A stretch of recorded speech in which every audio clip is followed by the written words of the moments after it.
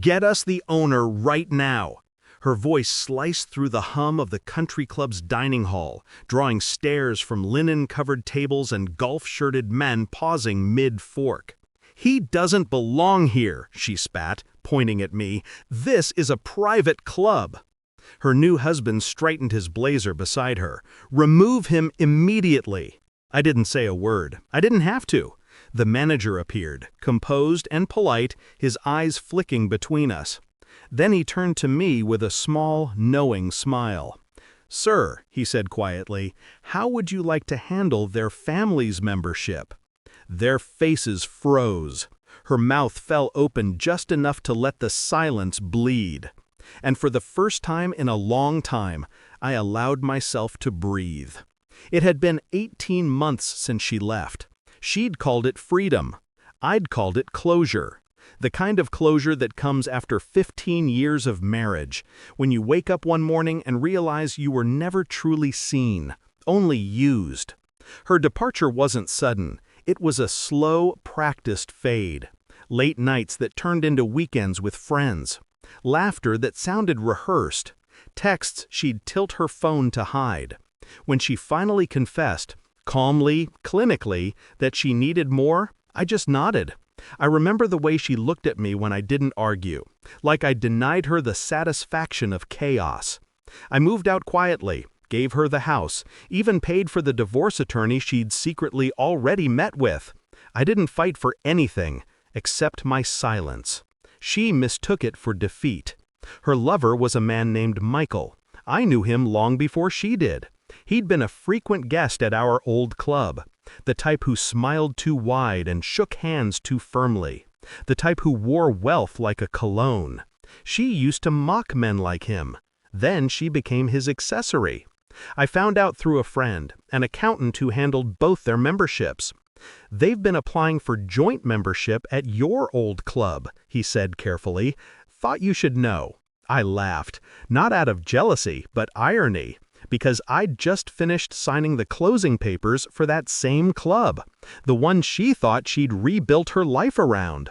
When I'd sold my company, a quiet acquisition, no headlines, I wanted anonymity, a place to disappear.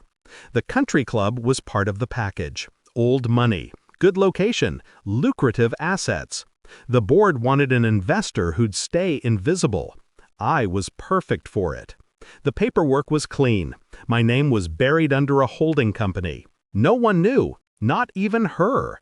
Until that day. When I arrived that afternoon, I didn't expect to see them. I was meeting the general manager to finalize a new expansion project.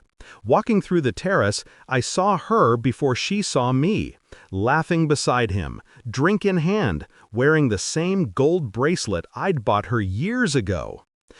Her laughter faltered when our eyes met. I just nodded once and kept walking. The kind of nod that says, "I know." I could feel her watching me even after I turned the corner. They must have followed me, confused, threatened. Because 10 minutes later, as I stood by the bar reviewing blueprints, she appeared, storming in with him at her side. The performance began. "Get the manager," she said, her tone trembling with performative outrage. "He's not a member here." Her husband puffed up beside her. "We pay good money for exclusivity." I said nothing. The bartender froze.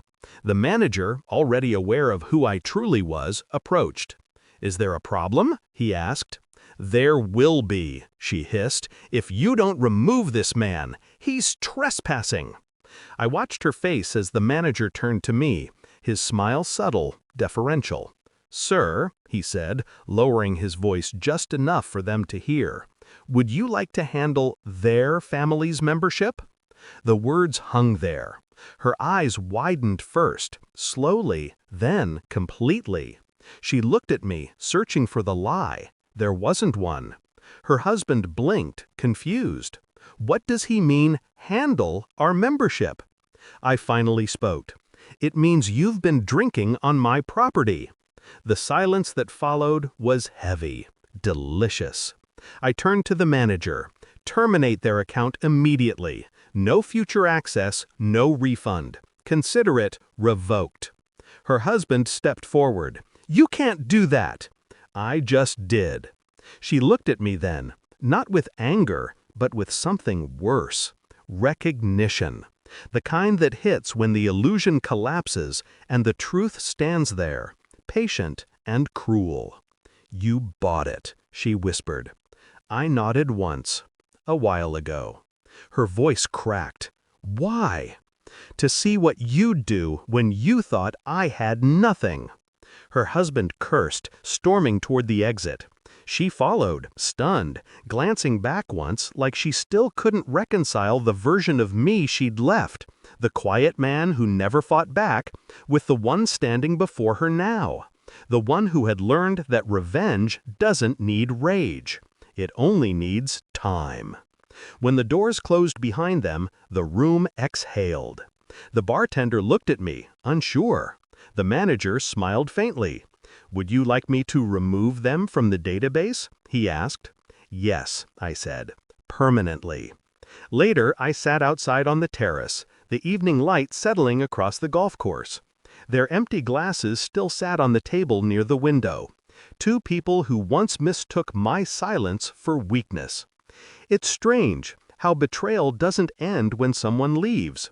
It ends when they realize you were never the victim. I thought I'd feel triumphant, but all I felt was done. Done pretending. Done caring. I watched the sun sink behind the hills and finally understood. Some people deserve to see what losing really looks like. Not through shouting, not through vengeance, but through indifference wrapped in power. As I stood to leave, I passed their abandoned table. Her lipstick still marked the rim of her glass. I paused, then said quietly, to no one, to everyone, "Enjoy your freedom," and walked away.